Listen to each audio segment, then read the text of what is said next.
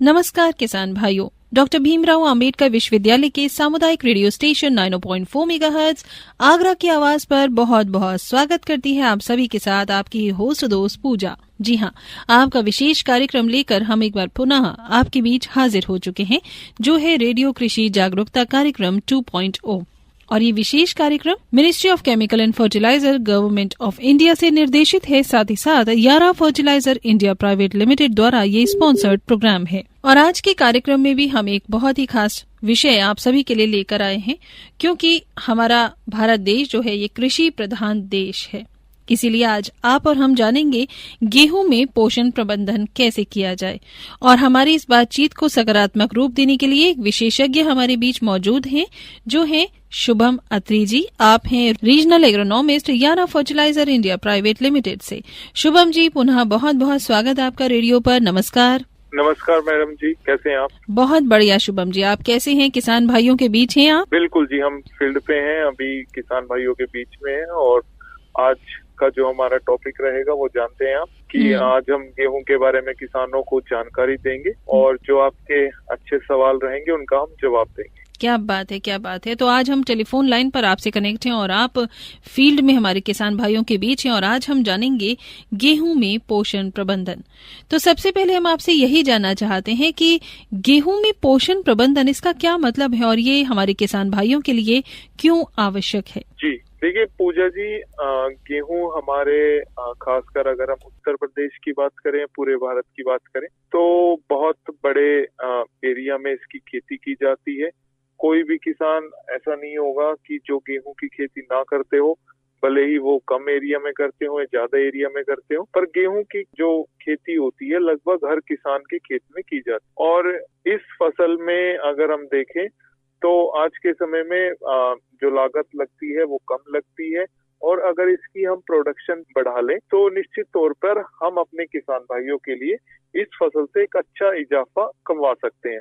तो इसलिए आज हमने ये टॉपिक चुना है कि जो हमारे किसान भाई गेहूं की फसल करते हैं तो उनके लिए हम उनको जानकारी दें कि उनकी फसल की जरूरत क्या है, किस प्रकार से उन्हें उस फसल का रख रखाव करना है और क्या क्या चुनौतियां आती हैं, उनका समाधान क्या है। और इन सब चीजों को जब हम अपने खेत में अपनाते हैं, नई तकनीक को अपनाते हैं, तो हमें अपनी फसल से कितना बेनिफिट मिल सकता है। बिल्कुल सही कहा आपने।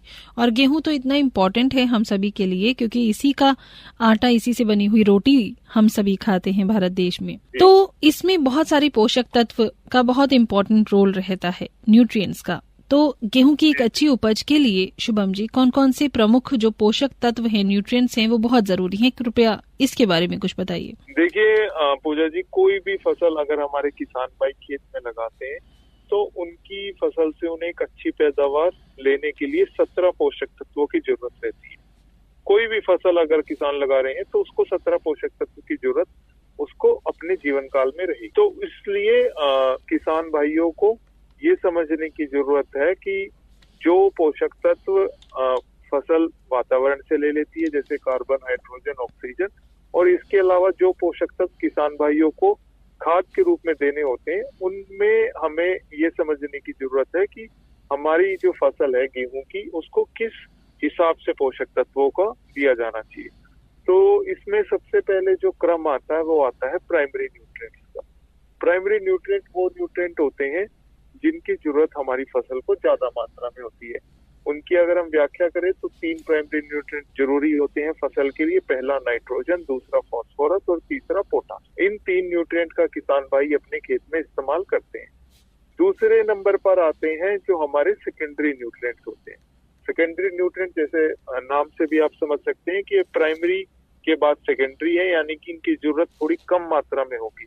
इन सेकेंडरी न्यूट्रिएंट्स में आते हैं हमारे दोबारा 3 न्यूट्रिएंट, जो कि होते हैं कैल्शियम, सल्फर और मैग्नीशियम। इन 6 न्यूट्रिएंट के बाद हमारी फसल को 8 सूक्ष्म पोषक तत्वों की जरूरत रहती है, जो कि जिंक, बोरोन, लोहा, मैग्नीज, क्लोराइन, निकिल आदि।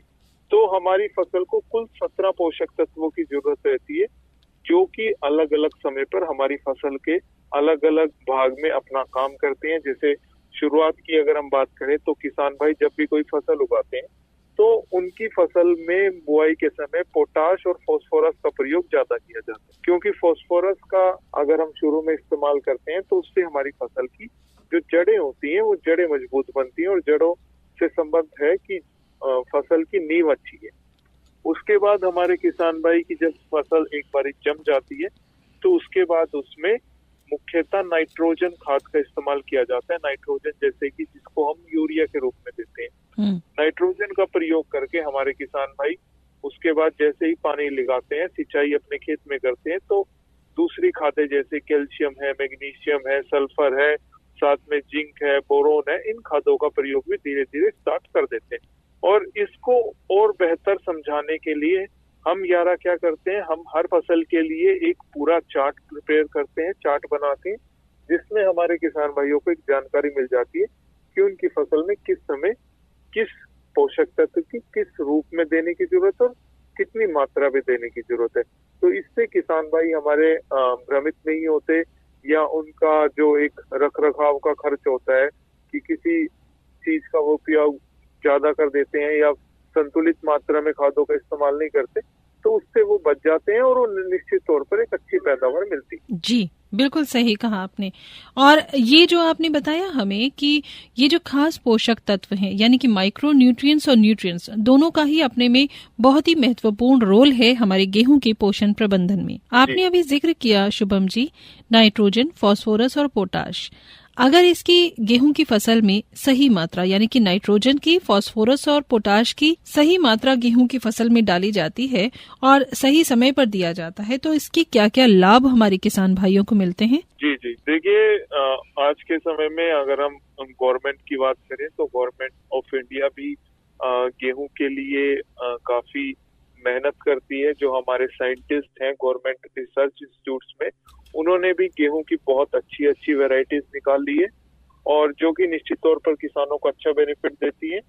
दूसरा, हमारी गवर्नमेंट ने अभी हाल ही में रबी फसलों के लिए जो एमएसपी है वो उसकी भी घोषणा कर दी है, और इस बारी जो गेहूं की एमएसपी रहेगी वो रहेगी 25,85 रुपये प्रति क्विंटल।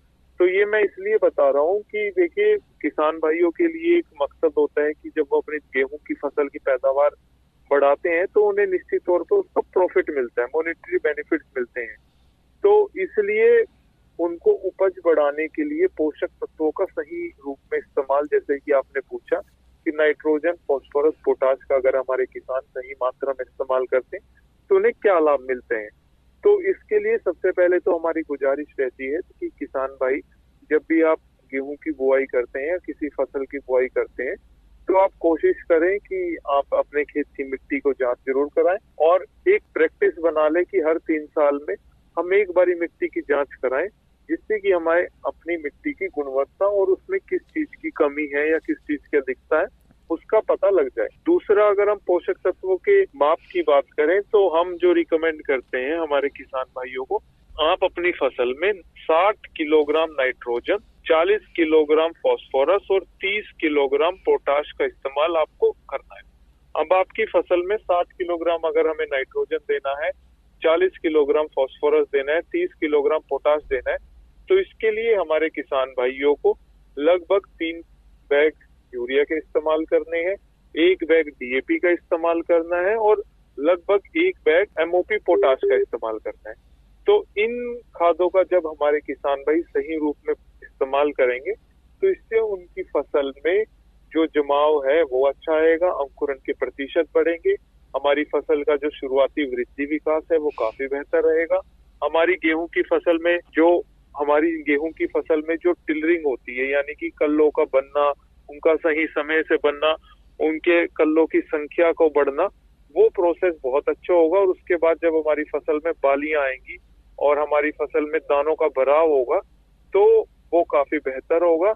और जब हमारी फसल कटाई की जाएगी और उसको तोला जाएगा तो उसमें निश्चित तौर पर उपज में बढ़ोतरी देखने को मिलेगी। तो इस तरह से अगर हमारे किसान भाई खादों का प्रयोग करते हैं तो उन्हें निश्चित तौर पर एक अच्छा मुनाफा, अच्छा प्रॉफिट कमाने को मिलेगा। और इसमें सॉइल टेस्टिंग का यानी कि मृदा परीक्षण का भी बहुत बड़ा रोल है। तो आपके माध्यम से यानी यारा फर्टिलाइजर इंडिया प्राइवेट लिमिटेड के माध्यम से क्या सॉइल टेस्टिंग पॉसिबल है, और अगर है तो किस तरह से हमारे किसान भाई इसका फायदा प्राप्त कर सकते हैं, आपके माध्यम से अपनी मृदा परीक्षण करवा सकते हैं? जी जी बिल्कुल, देखिए मैं बताना चाहूंगा कि यारा फर्टिलाइजर की जो मैन्युफैक्चरिंग यूनिट है, हमारी यूरिया मैन्युफैक्चरिंग यूनिट, जो कि बबराला संभल डिस्ट्रिक्ट उत्तर प्रदेश में स्थित है, वहाँ पर एक हमारी बहुत ही हाई क्लास नई नई तकनीकों से लैस हमारी पास एक बहुत ही हाईटेक सॉइल एनालिटिकल लैब मौजूद है, और उसमें हमारे किसान भाई मिट्टी की जांच करा सकते हैं। प्रोसेस उसका ये रहता है कि आप अपने खेत से मिट्टी का सैंपल लीजिए, मिट्टी का नमूना लीजिए। मिट्टी का नमूना लेने के लिए आपको क्या करना है, अपने जिस खेत से मिट्टी की आप जांच कराना चाहते हैं वहां पर आप 4 से 6 जगह मिट्टी कलेक्ट कीजिए, और मिट्टी कलेक्ट करते समय आप ध्यान रखिए कि जिस खुरपी का आप इस्तेमाल कर रहे हैं वो साफ हो। दूसरा, छांव वाले एरिया से मिट्टी आपको नहीं उठानी। खेत में 4 से 5 जगह कोनों को छोड़ के बीच में से हम मिट्टी उठा सकते हैं। लगभग 1.5 से 2 किलो अगर हम मिट्टी उठाते हैं तो उसको आप बार बार मिलाकर 4 हिस्से बनाए, 4 हिस्सों में से 2 हिस्से अलग कर दे, फिर 2 हिस्से मिलाएं, और इस तरह से जब हमारी मिट्टी का फाइनल वेट 200 से 250 ग्राम रह जाए तो उसको आप एक एयर टाइट पॉलिथीन में डालकर उसके ऊपर खेत की निशानी और किस दिन हमने मिट्टी का नमूना लिया है वो हम उस पर लिख दें, और एक जो हमारा पता है जिस पर आप सोयल सैंपल को भेजेंगे, उस पते पर आप अपने सोयल सैंपल को भेज दें। उसके बाद 2 से 3 दिन बाद वो सोयल सैंपल हमें रिसीव हो जाएगा, और जैसे ही हमें वो सोयल सैंपल रिसीव होगा तो हम उसकी एनालिसिस अपनी लैब में स्टार्ट कर देंगे और उसको टेस्टिंग के लिए भेज देंगे, या उसकी टेस्टिंग हम शुरू कर देंगे। तो उसके बाद लगभग 6 से 7 दिन का समय लगता है कि हम अपना जो पूरा फाइनल रिपोर्ट है, और आप जो हमारे जो किसान हैं वो कौन सी फसल उस खेत में लगाएंगे, तो उसका वो एक सही ब्यौरा दे देते हैं, और उसके हिसाब से हम अपने किसानों को उसकी रिकमेंडेशन प्रदान करते हैं। ये पूरा एक डिजिटल प्रोसेस रहता है, किसानों को केवल सैंपल भेजने का ही काम है। उसके बाद जो उनकी रिपोर्ट है वो हम उन्हें मोबाइल पे या उनके ईमेल पर शेयर करते हैं। तो ये हमारा एक प्रोसेस रहता है, इसके लिए हम फीस भी चार्ज करते हैं। और दूसरा, अगर हमारे किसान भाई मिट्टी का नमूना नहीं ले पाते तो हमारे जो प्रतिनिधि हैं अलग अलग डिस्ट्रिक्ट में, उनसे आप संपर्क कर सकते हैं। जो यारा के काउंटर हैं, यारा के रिटेल पॉइंट हैं, उनसे आप कांटेक्ट कर सकते हैं। वो आपको एक अच्छी जानकारी दे देंगे जिससे कि आपको मिट्टी का जो नमूना लेने में मदद मिलेगी और उसको बेचने में भी मदद मिलेगी। जी पूजा जी, बिल्कुल बिल्कुल, बहुत अच्छी जानकारी आप हमारे साथ साझा कर रहे हैं। आप हैं श्री शुभम अत्रे जी, आप हैं रीजनल एग्रोनॉमिस्ट यारा फर्टिलाइजर इंडिया प्राइवेट लिमिटेड से, और आज आप और हम अपने इस विशेष किसान जागरूकता कार्यक्रम में जान रहे हैं, जो है 2.0 कार्यक्रम, दूसरा चरण है ये किसान जागरूकता कार्यक्रम का रेडियो पर। इसमें हम जान रहे हैं कि किस तरह से गेहूं में पोषण प्रबंधन किया जा सकता है। ये विशेष कार्यक्रम निर्देशित है रसायन एवं उर्वरक मंत्रालय, भारत सरकार, और प्रायोजित है यारा फर्टिलाइजर इंडिया प्राइवेट लिमिटेड से। शुभम जी, दोबारा अपनी बात पर आते हैं। आपने माइक्रो न्यूट्रिएंट्स की बात की थी, तो ऐसे में सूक्ष्म पोषक तत्व यानी कि ये माइक्रो न्यूट्रिएंट्स खासतौर से जिंक, सल्फर या फिर आयरन, अगर इसकी कमी हमारी फसल में हो जाती है तो क्या क्या प्रभाव पड़ता है, जो हमारे किसान भाई हैं, जो नए किसान हैं, उन्हें देखकर ही समझ आए, और इसकी पूर्ति के लिए हमारे किसान भाइयों को क्या उपाय करने चाहिए? जी बिल्कुल, देखिए आज का जो ये ज्वलनशील मुद्दा है कि हमारी गेहूं में जो माइक्रो न्यूट्रिएंट्स की कमी आती है, उनकी वजह से हमारे किसानों को उनके मन मुताबिक पैदावार नहीं मिल पाती। तो ये एक बहुत अच्छा क्वेश्चन है जिसका जवाब हम थोड़ा डिटेल में देना चाहेंगे। देखिए, गेहूं की फसल में अगर हम सूक्ष्म पोषक तत्वों की बात करें तो जिंक, बोरोन 2 ऐसे पोषक तत्व हैं, सूक्ष्म पोषक तत्व हैं, जो कि हमारी फसल की पैदावार एवं गुणवत्ता, मैं दोबारा बोलना चाहूंगा, पैदावार एवं गुणवत्ता, इन दोनों चीजों पर खास असर डालते हैं। सबसे पहले अगर हम जिंक की बात करें तो जिंक, देखिए, जिंक जितना जरूरी हमारी फसल के लिए है उतना ही जरूरी हमारे खुद की बॉडी के लिए, हमारे शरीर के लिए। और अगर एक ह्यूमन बॉडी को जिंक की जरूरत होती है तो उसकी पूर्ति किस तरह से होती है? उसकी पूर्ति होती है कि जो फूड हम खाते हैं, जो खाना हम रसोई में बनाते हैं और उसको खाते हैं, वही एक हमारा मेन जरिया है अपने शरीर में जिंक या अन्य सूक्ष्म पोषक तत्वों की पूर्ति करने के लिए। पर अगर हम आज के समय में देखें तो हमारी थाली में कहीं ना कहीं जो जिंक की एक पर्याप्त मात्रा होनी चाहिए थी वो नहीं है, और उसका कारण है कि जो खाना, जो धान से उगे चावल, जो गेहूं से बनी रोटी, इन चीजों का हम सेवन करते हैं, इससे हमारे शरीर को उस मात्रा में आज के समय में जिंक की पूर्ति नहीं मिल पा रही है। जिंक की पूर्ति ये खाने से हमारे शरीर में नहीं हो पा रही। तो इसके लिए सबसे पहले तो अगर आज हमारी फसल में जिंक की जरूरत है तो उसके लिए एक अच्छा स्रोत का होना बहुत जरूरी है। हम यारा फर्टिलाइजर रिकमेंड करते हैं अपने गेहूं के किसान भाइयों को कि जब आपकी फसल, गेहूं की फसल में पहला पानी लग जाए, जो कि मुख्यतः 21 से 25 दिन या कई जगह पर 27 से 28 दिन में लगता है, तो उस समय उस पानी को लगाने के बाद हमारे किसान भाइयों की कोशिश होती है कि उसमें वो पहली ड्रॉप ड्रेसिंग यानी कि पहली बार खादों का प्रयोग किया जाता है। और उस समय किसान भाई जो खादों का प्रयोग करते हैं वो मुख्यतः नाइट्रोजन के लिए यूरिया खाद का इस्तेमाल करते हैं। तो किसान भाइयों को हम गुजारिश करते हैं कि उस समय आप अगर 45 किलो यूरिया प्रति एकड़ आप इस्तेमाल कर रहे हैं तो उसके साथ आप 300 से 350 ml यारा वीटा प्रोकोड जिंक का भी आप इस्तेमाल करें।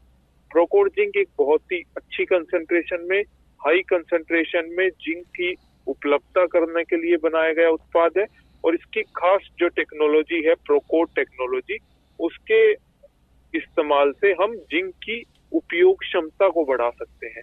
इसका प्रयोग आपको कैसा करना है? यारा वीटा प्रोकोड जिंक हमारा एक हाईली फॉर्मुलेटेड, हाईली कंसंट्रेटेड एक जिंक उत्पाद है।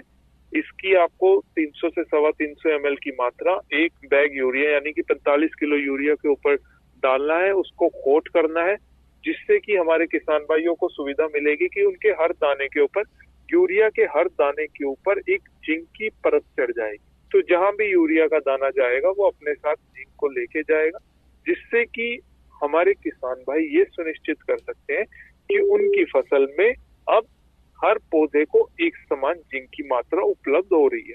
अभी तक जो था, हमारे किसान भाई जब अन्य उर्वरकों का या सूक्ष्म पोषक तत्वों की पूर्ति के लिए अन्य जिंक का इस्तेमाल करते थे, तो उनकी फसल में जब खेत में जिंक डालते थे तो वो जिंक पूरी तरह से हर पौधों के पास नहीं पहुंचता था, जिससे कि कई पौधों में जिंक की मात्रा रहती थी, जिंक की कमी देखने को नहीं मिलती थी, पर कई पौधों में उसी खेत में जिंक की कमी देखने को मिलती थी।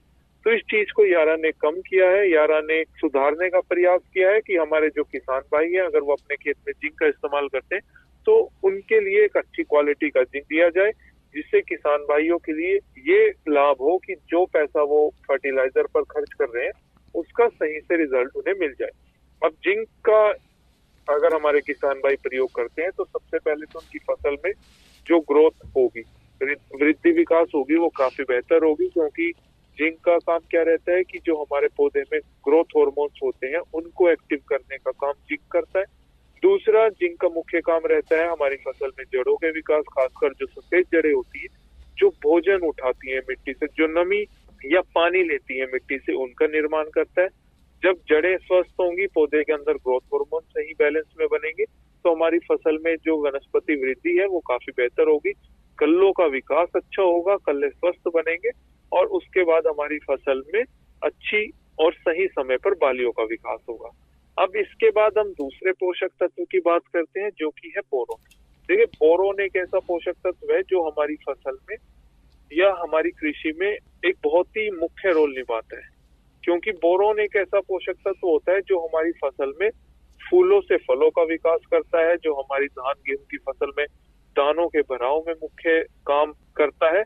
तो उसके लिए हमारे किसान भाइयों के लिए हम जो बोरोन की रिकमेंडेशन देते हैं, यारा का एक बहुत ही सेफ बोरोन है यारा वीटा बोट्रेक, जिसकी आपको 1 ml प्रति लीटर पानी के हिसाब से जब आपकी फसल 60 से 65 दिन की हो जाए, यानी कि जब आपकी फसल में गाप की अवस्था आ जाए, यानी कि जो फसल की स्टेम होती है, नाली होती है, उसमें वो फूलना स्टार्ट हो जाए, तो उस समय आपको अपनी फसल में यारा वीटा बोट्रेक का इस्तेमाल करना है।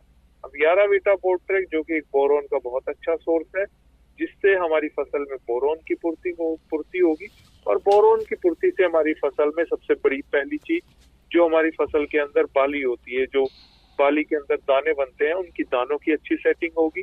हमारी फसल में बालियों की लंबाई बढ़ेगी, खाली दानों की समस्या रहेगी, दानों के अंदर पूरा भराव होगा, जिससे जब हमारी फसल की बालियां निकलेंगी उनका वजन में काफी बढ़ोतरी देखने को मिलेगी। किसान भाई उस फसल की कटाई करेंगे तो उन्हें निश्चित तौर पर एक अच्छी उपज मिलेगी। अब अच्छी उपज के साथ साथ हमारे किसान भाइयों ने क्या सुनिश्चित कर दिया कि उनकी फसल में जो जिंक है, जो बोरोन है, उसकी मात्रा भरपूर है, जिसको काटने के बाद हमारे किसान भाई के आमदनी भी बढ़ेगी और जो उस गेहूं से बनी रोटियां, उस गेहूं से जब वो आटा निकलेगा, आटा पीसेगा और उससे जब रोटियां बनेंगी तो वो भी अपने साथ भरपूर पोषण हमारी रसोई तक लाएंगे। अब पूजा जी, एक आम समस्या इस समय क्या है कि हम खाना तो खा रहे हैं, हम रोटियां तो खा रहे हैं, पर हमारी रोटियों में जो एक ऑप्टिमम मात्रा होनी चाहिए जिंक की, जैसे कि अगर हम बात करें 30 ppm जिंक की मात्रा कंसंट्रेशन हमारे आटे में होनी चाहिए, 100 ग्राम आटे में होनी चाहिए, पर वो आज के समय में घट चुकी है और इसी कारण आज हमारे जो देश में नए बच्चे पैदा हो रहे हैं उनमें काफी ज्यादा कुपोषण का वो शिकार बन रहे हैं।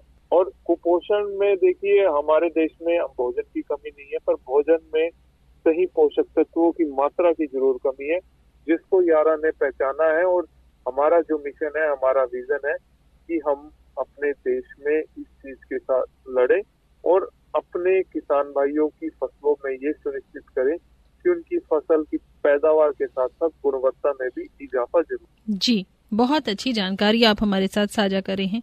लेकिन जहां हम इन सब की बात कर रहे हैं वहां हम जैविक खाद को कैसे भूल सकते हैं। जी हाँ, ऑर्गेनिक मैन्योर और साथ ही साथ रासायनिक उर्वरकों यानी कि केमिकल फर्टिलाइजर्स, इन दोनों के संतुलन से, इन दोनों के संतुलित उपयोग से हमारे गेहूं की जो उत्पादकता है वो किस प्रकार से सुधर सकती है। जी, देखिए पूजा जी, आपने बिल्कुल सही कहा। हमारी खेती में अगर हमारे किसानों को पैदावार बढ़ानी है तो इंटीग्रेटेड न्यूट्रिएंट मैनेजमेंट यानी कि एक ऐसी पद्धति को अपनाना होगा जिसमें हमारा जो जैविक खाद है उसकी भी जगह हो, जो फर्टिलाइजर है उसकी भी जगह हो, और उससे बढ़कर जो खाद आज के समय में हम इस्तेमाल कर रहे हैं उसकी सही मात्रा और सही टेक्नोलॉजी का सही इस्तेमाल होना चाहिए। तो हमारे किसान भाइयों से हमारी गुजारिश है कि जब आप अपनी फसल में सोचते हैं कि हमें 15 दिन बाद या 20 दिन बाद गेहूं को बुआई करनी है, तो उससे पहले आप लगभग 20 से 30 क्विंटल जो हमारा फार्म यार्ड मैन्योर होता है, ये हम कह सकते हैं जो हमारा देसी खाद होता है, इसको आप अपने खेत में डाल दें। 10 से 15 दिन डालने के बाद उसको आप अपने खेत में, जैसे ही आप खेत में अपना देसी खाद डालते हैं उसके 1 से 2 दिन बाद आप उसके खेत की जुताई कर दें अच्छे से, ताकि वो पूरा हमारे खेत में एक समान मिल जाए।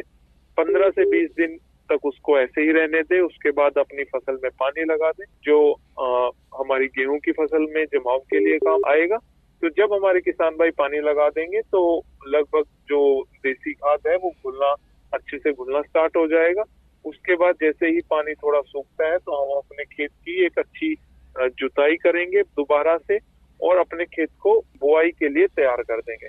अब जैसे ही हमारा खेत बुआई के लिए तैयार होगा तो हमारे किसान भाई आज के समय में टेक्नोलॉजी का इस्तेमाल करना बखूबी जानते हैं, तो उसके लिए हमारे किसान भाई जो गेहूं की ड्रिल मशीन होती है उसका प्रयोग करें। उसमें एक सुविधा और अच्छी आपको मिल जाती है कि गेहूं की ड्रिल मशीन जब हम इस्तेमाल करते हैं तो उसमें आप बीज के साथ साथ खाद की भी पूर्ति कर सकते हैं। तो उसके लिए आपको खाद कौन सी लेनी है, 1 बैग DAP का इस्तेमाल करें, 25 किलोग्राम पोटाश का आप इस्तेमाल करें। साथ में जब आपकी फसल आप बोएंगे तो आपको ध्यान रखना है कि आपका जो बीज हो वो अच्छी क्वालिटी का होना चाहिए। उस बीज में किसी प्रकार की रोग से ग्रसित, या कह सकते हैं कि हमारे जो घर का बीज होता है कई बार उसमें कीट लग जाते हैं जो गेहूं के बीज को खोखला कर देते हैं। तो इस तरह का बीज बिल्कुल आप इस्तेमाल न करें जिससे कि हमारी फसल का जर्मिनेशन प्रभावित। तो ये 2 चीजें जब आप अच्छे से इस्तेमाल करेंगे, और उसके बाद जो यारा का एक पोषण प्रबंधन का चार्ट है जिसमें आपको पूरी जानकारी मिल जाएगी कि हमारी फसल में किस समय पर किस खाद की जरूरत होती है, कितनी मात्रा में जरूरत होती है, उसको किस रूप से पूरा करना है, तो आप निश्चिंत होकर बैठ सकते हैं कि अगर हम आज अपनी फसल में 5,000 रुपए खर्च कर रहे हैं खाद के ऊपर, तो उसका बेनिफिट हमें 20,000 रुपए में, 25,000 रुपए में मिलने वाला। पर अगर हमारे किसान भाई आज भी पुराने ट्रेडिशन को ही अपनाएंगे, जो कि पिछले कई वर्षों से करते हुए आ रहे हैं, कि गेहूं में खादों का इस्तेमाल बहुत ही असंतुलित मात्रा में करते हैं, किसी खाद का प्रयोग बहुत ज्यादा मात्रा में करते हैं, किसी खाद का प्रयोग कम मात्रा में करते हैं, तो उससे हमारे किसान भाइयों को बहुत ज्यादा बेनिफिट नहीं होने वाला। मुख्यतः आज के समय में जिस तरह आपके साथ हम जुड़े हैं आपके मंच से, हम किसान भाइयों को लगातार उनकी मिट्टी के स्वास्थ्य के बारे में भी जानकारी देते हैं। और पूजा जी, हमने आपको याद होगा कि इस सेशन में भी स्टार्टिंग में आपने मुझसे प्रश्न किया था कि सोइल सैंपलिंग या मिट्टी की जांच हम कैसे करा सकते हैं, तो उसके बारे में मैंने किसान भाइयों को बहुत अच्छे से अवगत कराया था। और हमारा लक्ष्य ये है कि हमारे जो किसान भाई हैं, अगर वो आज अपनी फसल में खादों का इस्तेमाल करते हैं तो उसका सही रूप में इस्तेमाल करना बहुत जरूरी है, ताकि हमारी जो मिट्टी है वो स्वस्थ रह सके। और मिट्टी जब तक स्वस्थ रहेगी, हमें ज्यादा टेंशन लेने की जरूरत नहीं है, क्योंकि हमारी मिट्टी में इतनी क्षमता है कि वो हमें एक अच्छा मुनाफा दे सकती है। पर हमें उसका ध्यान किस रूप में रखना है कि मिट्टी को स्वस्थ रखने के लिए उसमें हमें असंतुलन को बढ़ावा नहीं देना, संतुलित मात्रा में ही खादों का प्रयोग करना है। जी, यानी कि मिट्टी की उर्वरता, सॉइल फर्टिलिटी बहुत ही महत्वपूर्ण है गेहूं की पैदावार के लिए और अच्छी पैदावार के लिए। तो जैसा शुभम जी हम बात कर ही रहे हैं खाद के बारे में, क्या आप हमारे किसान भाइयों को बता सकते हैं कि सभी प्रकार की जो मिट्टी है, यानी कि दोमट, बलुई या काली मिट्टी, इन सब में एक जैसी खाद की मात्रा दी जानी चाहिए या हर अलग अलग क्षेत्र के हिसाब से मिट्टी के अनुसार वो बदलाव होता है उसमें? देखिए, मिट्टी का जो टाइप होते हैं उसमें हमें ज्यादा फर्क नहीं पड़ता, कुछ चीजें थोड़ी सी बदलनी हमें पड़ती है। पर सबसे जरूरी क्या है कि अगर हम संतुलन पोषण की बात करते हैं तो हमें सोइल टेस्टिंग के लिए जाना चाहिए। उससे हमें पता लग जाता है कि मिट्टी में किस प्रकार का न्यूट्रिशन मौजूद है और किस तरह का आगे का हमें न्यूट्रिशन देना है। दूसरा, अगर हमारी मिट्टी बलुई मिट्टी है, उसमें रेत की मात्रा ज्यादा है, तो किसान भाइयों को उसके साथ हमें देखना है कि उस मिट्टी में पोषक तत्व थोड़े कम ठहर पाते हैं, तो उसके लिए हमें जो अन्य माध्यम है पोषक तत्व की पूर्ति करने के लिए, जैसे स्प्रे का माध्यम है, या हम जो यारा के एक हाईटेक फर्टिलाइजर के बारे में किसानों को जानकारी देते हैं, जिसमें हर खाद की एक कार्य करने की क्षमता है और अन्य खादों की तरह उन खादों की जो क्षमता कम नहीं है, वो जितना हम उसको प्रयोग करते हैं उतना ही वो हमारी फसल को उपलब्ध रहते हैं। तो इस तरह का जब हम खादों का प्रयोग करेंगे, मिट्टी की जो उर्वरा शक्ति है वो बहुत मजबूत रहने वाली है, अच्छी रहने वाली है। और हमारे किसान भाइयों को लिए मेरा यही सुझाव है कि मिट्टी की जांच के लिए आप यारा फर्टिलाइजर की जो सोइल टेस्टिंग लेबोरेटरी है बबराला, संभल जिले में, उसमें अपना सैंपल जरूर भेजें, ताकि हम आपको अच्छे से आपकी मिट्टी की जानकारी दे सके। और उसके बाद जब आप अपनी उस मिट्टी की जांच के अकॉर्डिंग आप अपनी फसल में खादों का इस्तेमाल करेंगे तो आप बेहतर उपयोग कर सकते हैं और एक अच्छी गुणवत्ता आप अपनी फसल से ले सकते हैं। जी शुभम जी, आज के समय पे मौसम भी बहुत ही परिवर्तित रहता है। ऐसे में क्या गेहूं की पोषण आवश्यकता पर कुछ बुरा असर पड़ता है, और अगर पड़ता है तो उसका क्या सॉल्यूशन है हमारे किसान भाइयों के लिए? देखिए, मौसम हमारी कोई भी फसल हो उसमें एक बहुत इम्पोर्टेंट रोल प्ले करता है, अदा करता है। किसान भाइयों से सबसे पहला सुझाव तो यही रहता है कि किसान भाइयों, आज आपके पास, हर किसी के पास आपके घर में स्मार्टफोन है। आप हमारी जो मौसम विभाग है वो भी कोशिश करता है कि हमारे किसानों को टेक्स्ट मैसेज के थ्रू भी वो डिटेल शेयर करते हैं कि आने वाले मौसम में क्या परिवर्तन होने वाले हैं, बारिशें ज्यादा कब होंगी, कैसे होंगी, तो वो पहले से अलर्ट मिल जाता है। तो किसान भाइयों, उसके लिए आपको ध्यान रखना है कि आप अपने खेत में जो सिंचाई का प्रबंधन करते हैं उसके लिए आप वेदर रिपोर्ट को जरूर देखें।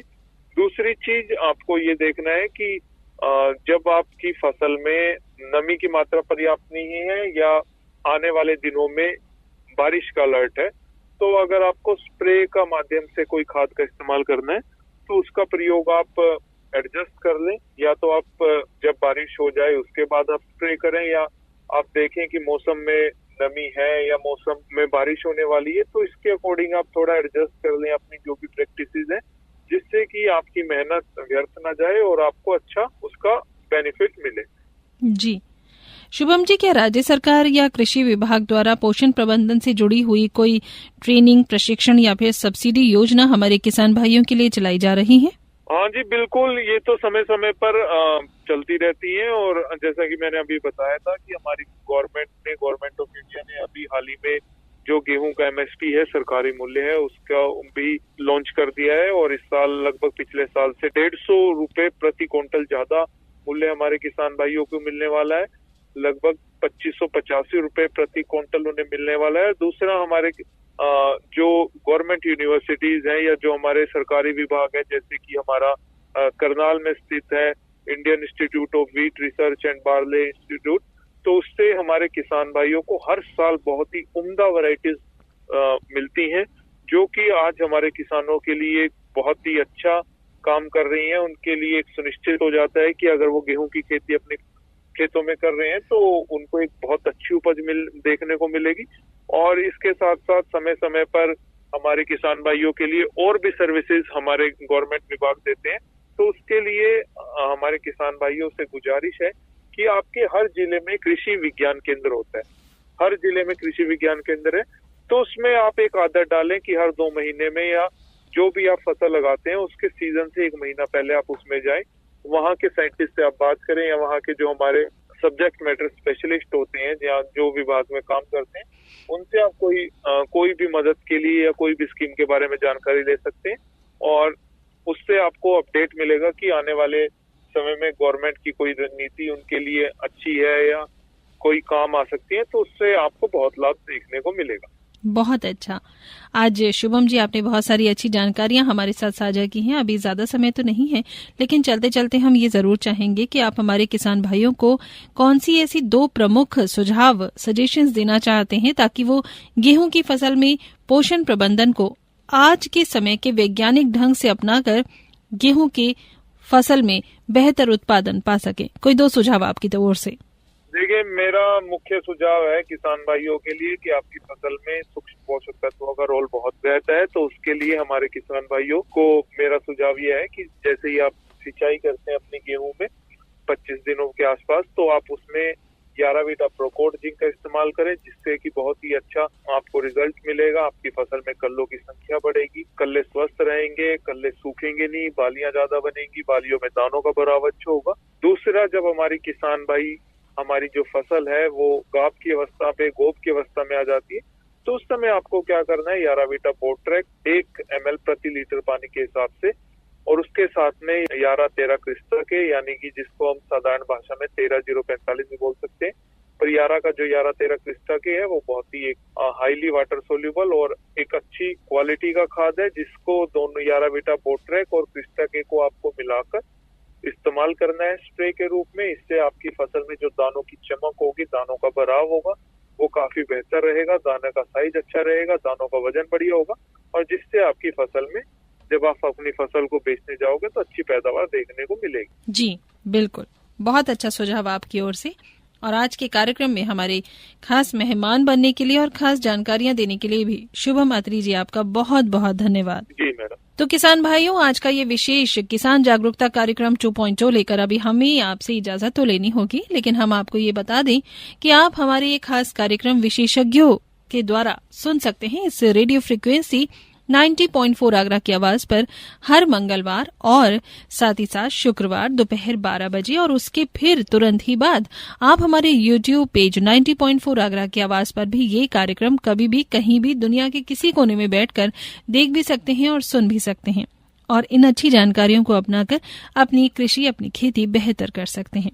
शुभम अत्री जी आज हमारे साथ जुड़े, जो हैं रीजनल एग्रोनॉमिस्ट याना फर्टिलाइजर इंडिया प्राइवेट लिमिटेड से। अब आपसे फिर से होगी मुलाकात, क्योंकि मुझे अब जाना है। एक और खास कार्यक्रम लेकर हम आप तक जल्द पहुंचते हैं एक और खास मेहमान के साथ। तब तक पूजा को दीजिए इजाजत। नमस्कार।